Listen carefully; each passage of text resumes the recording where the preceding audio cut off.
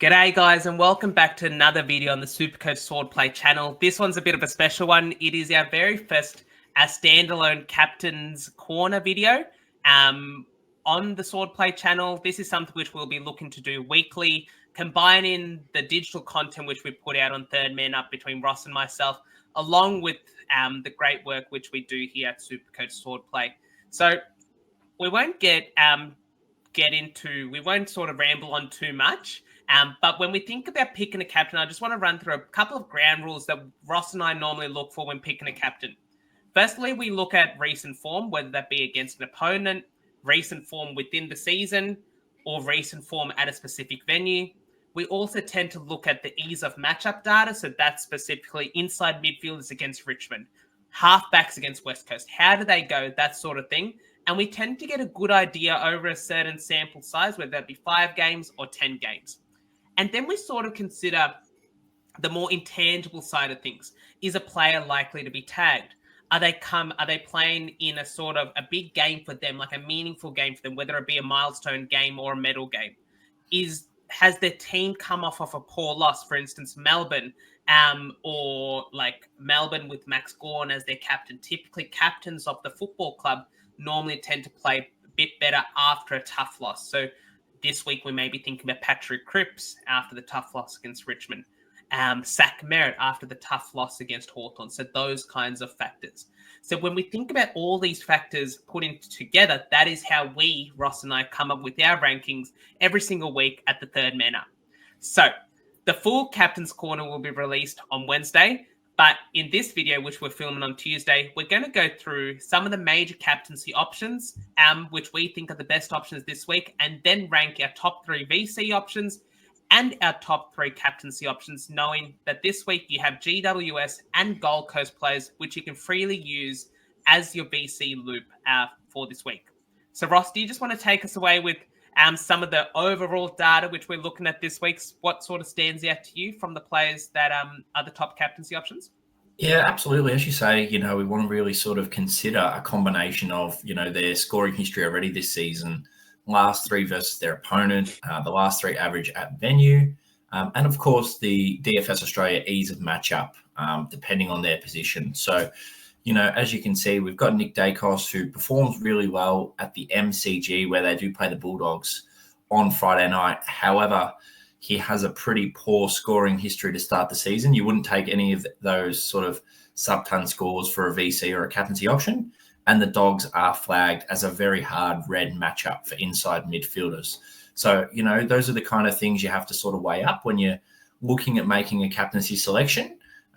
Whereas on the other hand, you've got Tom De Koning, who's playing on Thursday against Hawthorn, a pretty positive matchup, even though Meek is a very handy player, 5th for Ruckman, and his recent form coming off a lovely 148 last week and a big score in the preseason against the Giants as well, makes you think that he is one which is very worth consideration.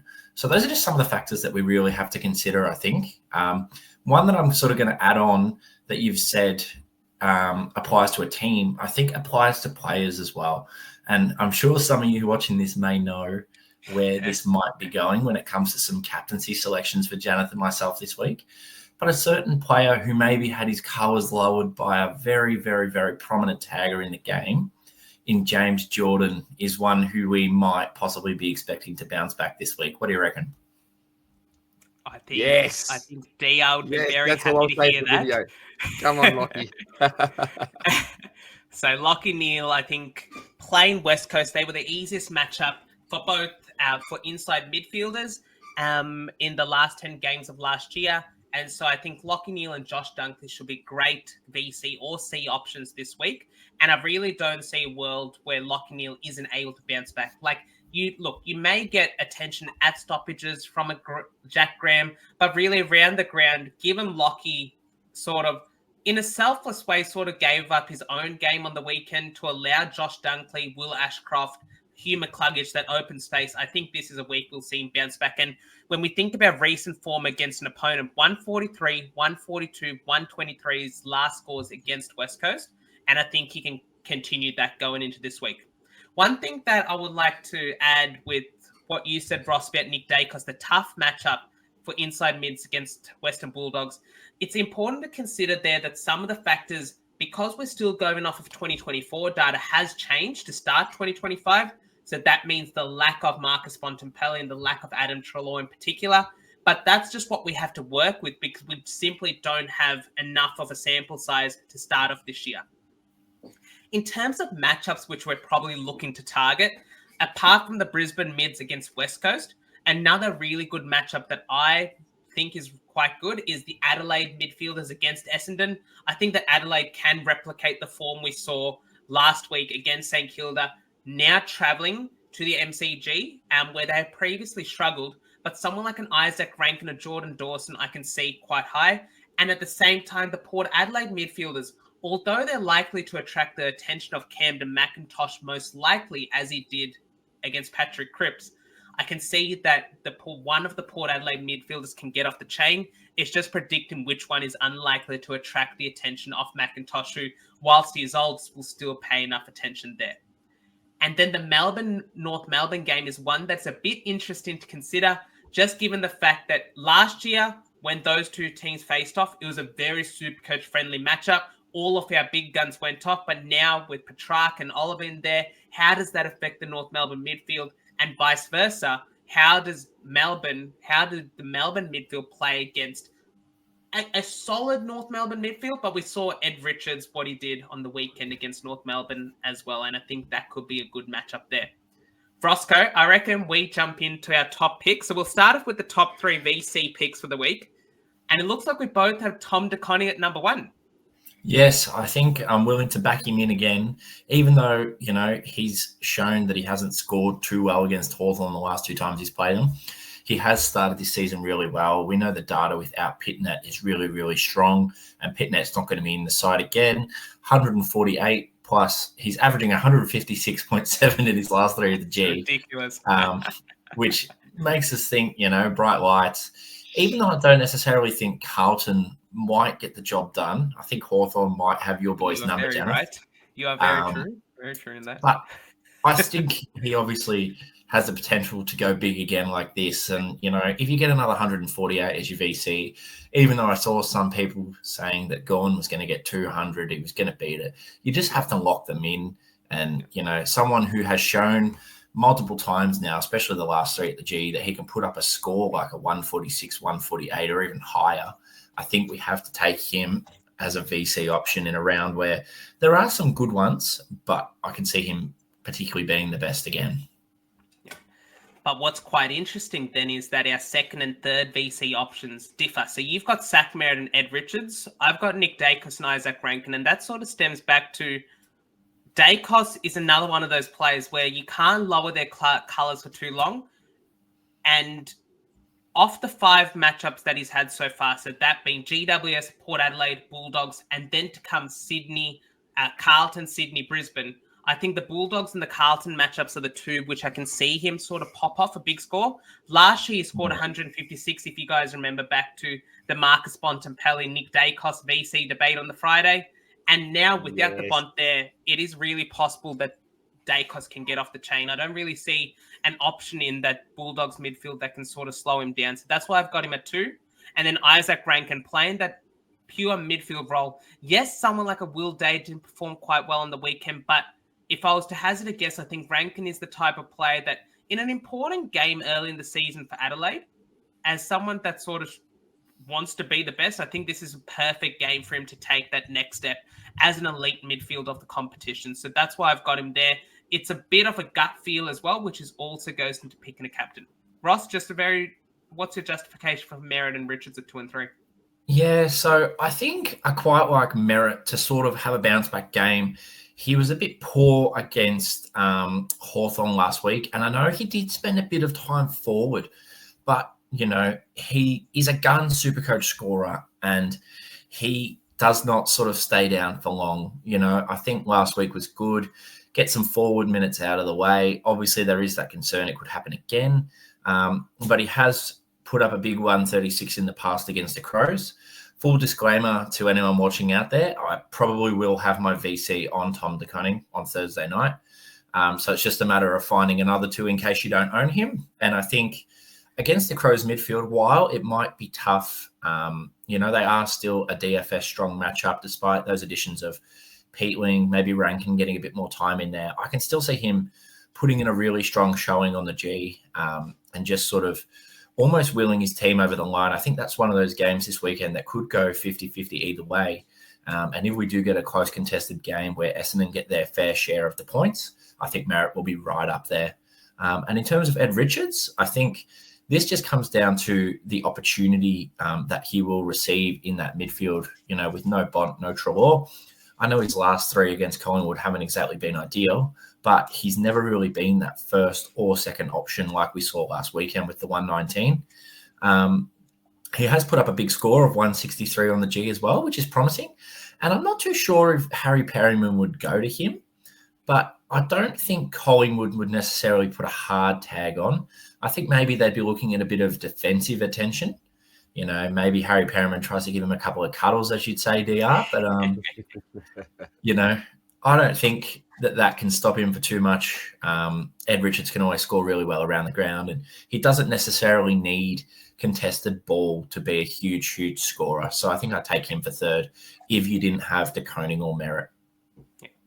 And with that, I reckon we shall move on to our captaincy options now. So you'll see a couple of similarities there. We both have Lockie Neal at 1, and it's not too often where you have a player score 41 one week and then be ranked as the top captaincy option in our rankings. But Lockie Neal it's one of the biggest anomalies that I can remember seeing from a player off his caliber score of 41 like that. It's just so out of the blue in that way. And so with Lockie Neal, the opponent data stacks up. He's playing at the Gabba. I think that this is quite a safe pick, and that's why we both have him at number 1.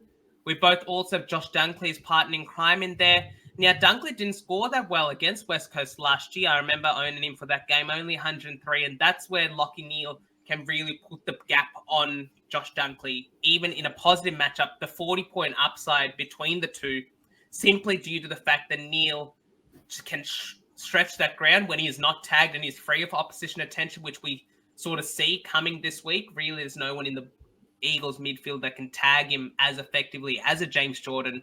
I think makes him quite safe as the number 1 pick. And then in terms of where we differ, you've got Harry Sheasler too, Ross, and I've got Christian Petrarca. As an owner of Christian Petrarca, this is probably where my captaincy will lie.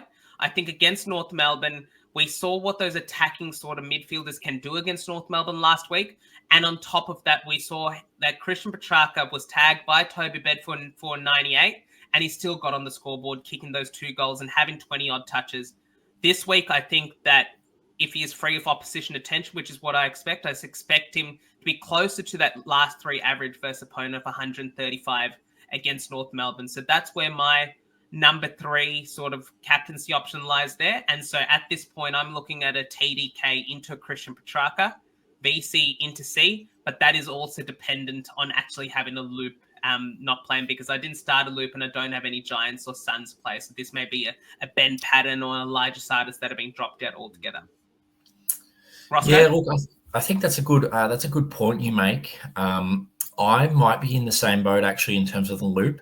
I do have Bo Allen so that I could get De Koning, but I have heard from Footy Rhino Ryan Daniels that he's clear of illness, and the Eagles seem to have another ever-surmounting injury list. So I think he might be in line for a cheeky debut this week, Bo Allen.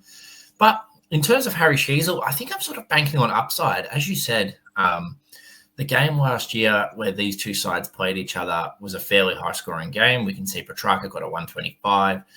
Sheasel got a 117. It might have actually been different games. But either way, these are two midfields that, like to really try and win the ball pretty, I would say, ball dominant. They don't necessarily play the quickest transition footy. I know Petrarca, Oliver like to get a lot of 1-2s.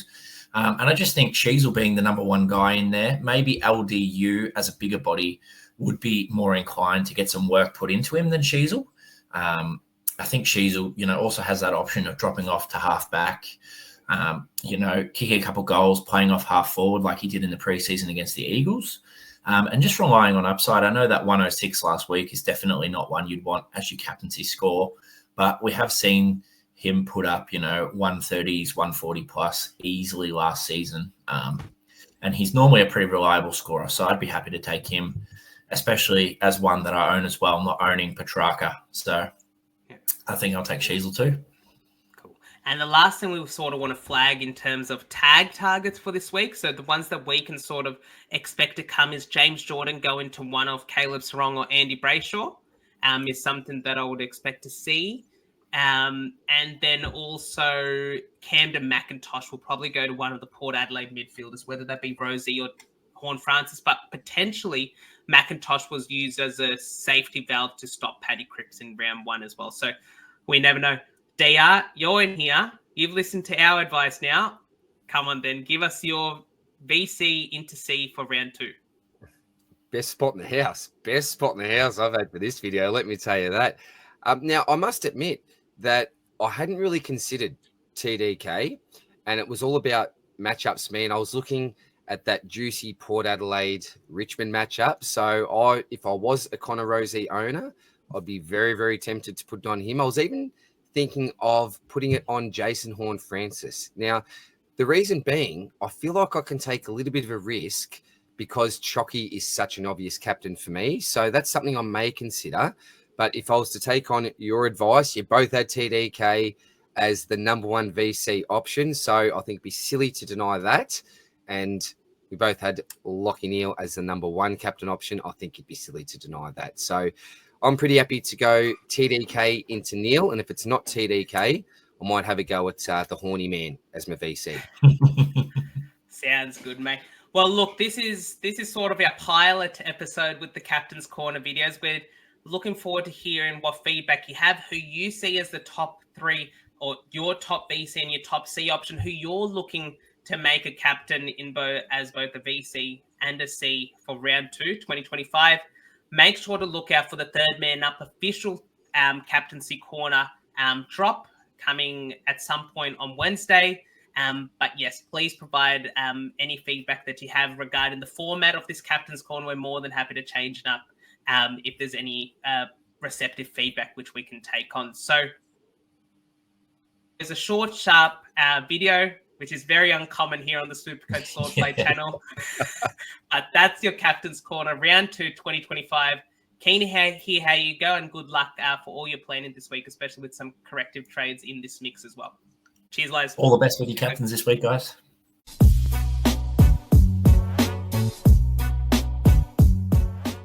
I'm the captain now.